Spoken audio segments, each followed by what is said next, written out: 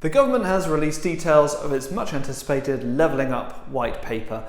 This is, in their own words, 12 missions to transform the UK by spreading opportunity and prosperity to all parts of it. Sounds fantastic, but what is in here that we need to know from a rental perspective? Well, there are a few items here that are of genuine interest.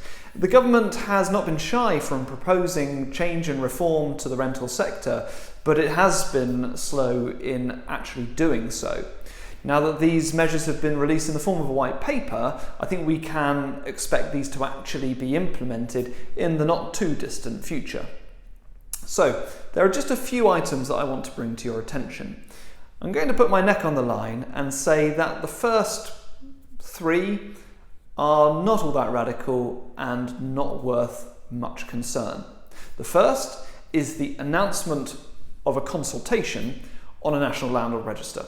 So that is being kicked slightly further down the line. At this point, it's just a consultation. But if that were implicated, or rather implemented, it's a register. So if you're a landlord, you have to be on it. Fine, fair enough.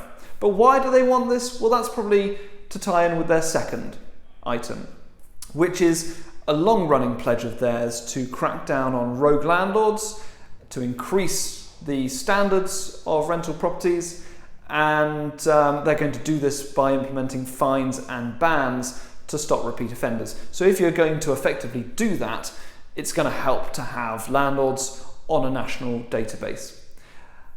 Now, if you are not a rogue landlord, which if you're watching this or if you're one of our clients, you're most certainly not, this isn't going to be of a great concern to you. If you're looking after your property, if it's being well maintained, you're not going to have to do anything other than just make sure you're complying with the requirement to be on the register.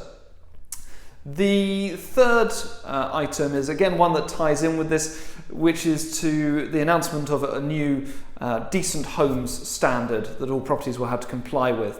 Now at the moment we do have something similar to this, which is the Homes Fitness for Human Habitation Act, which is supposed to address condition of properties, but I'm guessing that the government are going to reframe this in a different way, and it will just have to be something that makes sure that landlords have a basic standard that they meet when renting out a property in terms of the condition of the property. Those items I don't think are really any big deal. The headline grabber is probably their long-term promise, which they're now revisiting, to abolish Section 21 or no-fault evictions. For a long time, the Conservatives have said that they will abolish Section 21, and in fact it has cross-party support, so it's definitely going to happen.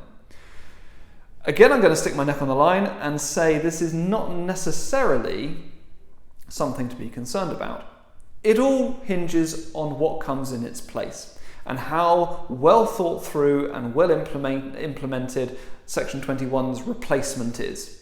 There have been various suggestions. By far and away, the most sensible is a reform to Section 8, which is the other mechanism that landlords use for ending tenancies.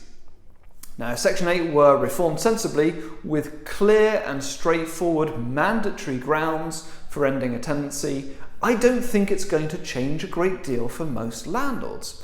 Now, we have to obviously wait and see what is going to be suggested by the government, but if they do go down that route, then I think landlords don't have to panic.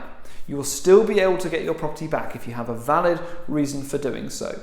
The only thing that would change would be that you can no longer serve notice without any valid reason, or without giving any reason at all.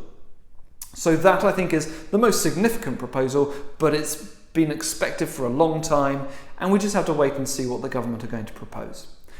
When that time comes, we will of course let you know as soon as we hear. Until then, bye-bye.